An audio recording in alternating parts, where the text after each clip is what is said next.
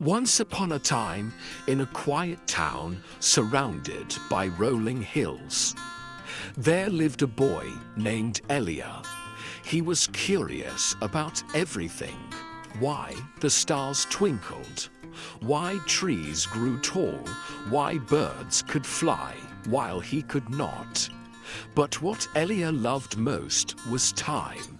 He would sit on the hill at sunset and wonder, where does time go when it passes? Does it hide somewhere like treasure? One day, while wandering the market, Elia discovered a tiny crooked shop tucked between two tall buildings. A faded sign read, "The Clockmaker's Corner, time repaired here." Inside, hundreds of clocks ticked in different rhythms: grandfather clocks, pocket watches, even cuckoo clocks shaped like castles. Behind the counter stood an old man with silver hair and eyes that gleamed like polished glass. "Welcome," the clockmaker said warmly. "Do you seek to buy a clock or to learn its secret?" Elia's eyes widened. "Its secret." The clockmaker leaned close. "Time is not just measured, it is lived. Every tick holds a story." Then he pointed to a golden hourglass on the shelf. "This hourglass," said the clockmaker, "can take you on a journey through time, not to the past or future, but into the lessons time teaches." "Would you like to try?" Elia nodded eagerly. The clockmaker turned the hourglass, and instantly the stars spilled downward in a stream of light. The room spun, and Elia found himself standing in a new place. He was in a vast garden where plants grew slowly but beautifully. A giant tortoise wearing spectacles approached. "Welcome, child," the tortoise said. "I am the keeper of patience. In this land, nothing happens quickly." Elia watched as a seed took its time to sprout, slowly pushing through soil, unfurling leaves, and blooming into a bright sunflower. "Why so slow?" Elia asked. The tortoise chuckled. "Because patience teaches strength. A tree that grows too fast may break in the storm.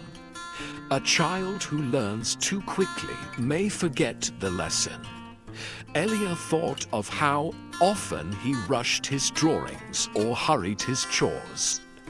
He whispered, "I see patience makes things stronger." The hourglass glowed again, and Elia was whisked away to an island with two bridges, one glowing gold, the other dark and shaky. A wise parrot flew down. "Every moment is a choice," said the parrot.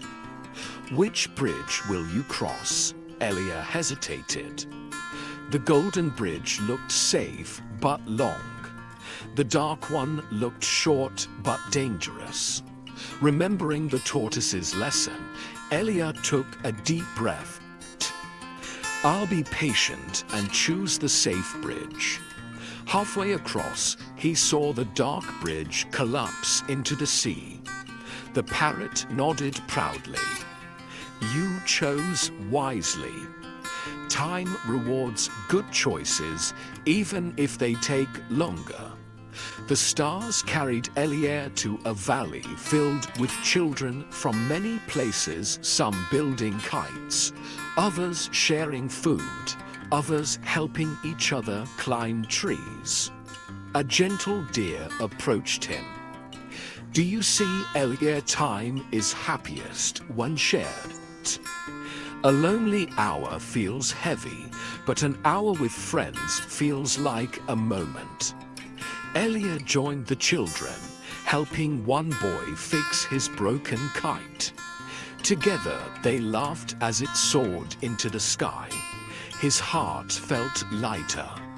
I understand now, Elia whispered. Time becomes treasure when it's shared with others.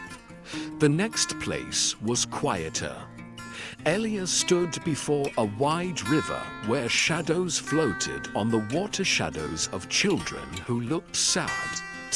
A wise swan explained, "These are moments wasted on anger, greed, or unkindness. Once they pass, they cannot return.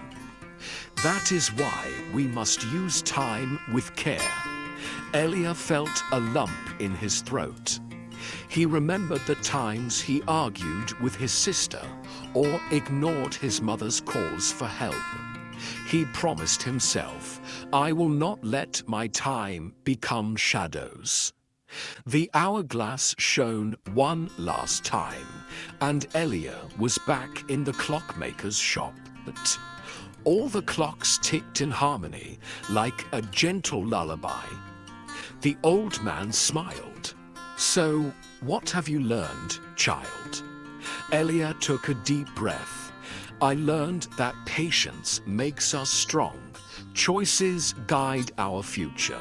Friendship makes time precious, and kindness saves us from regret."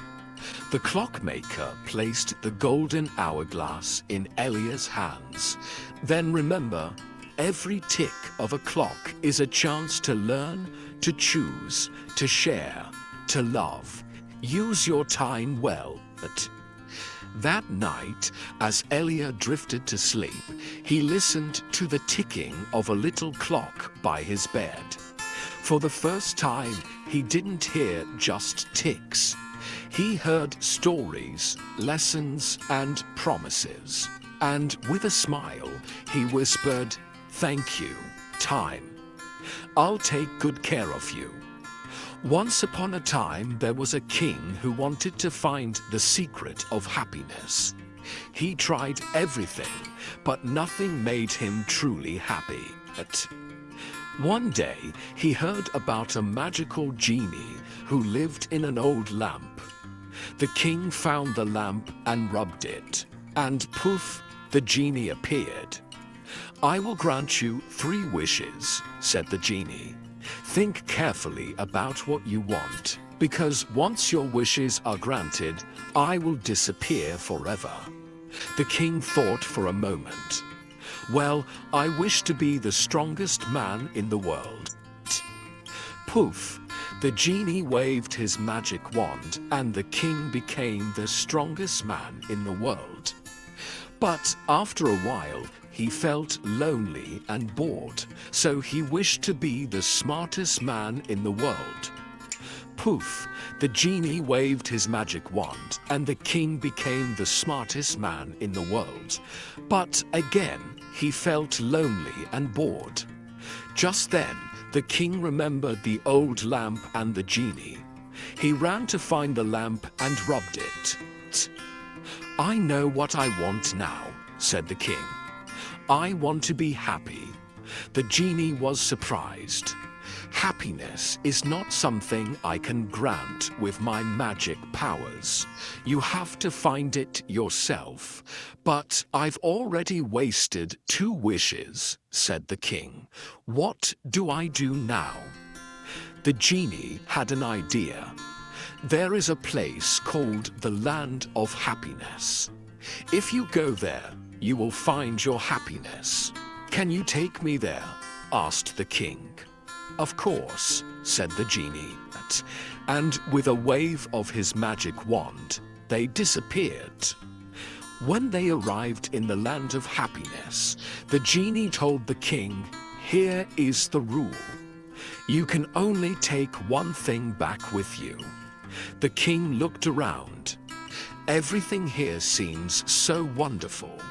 What should I take back with me?" He saw beautiful flowers, but they would wilt.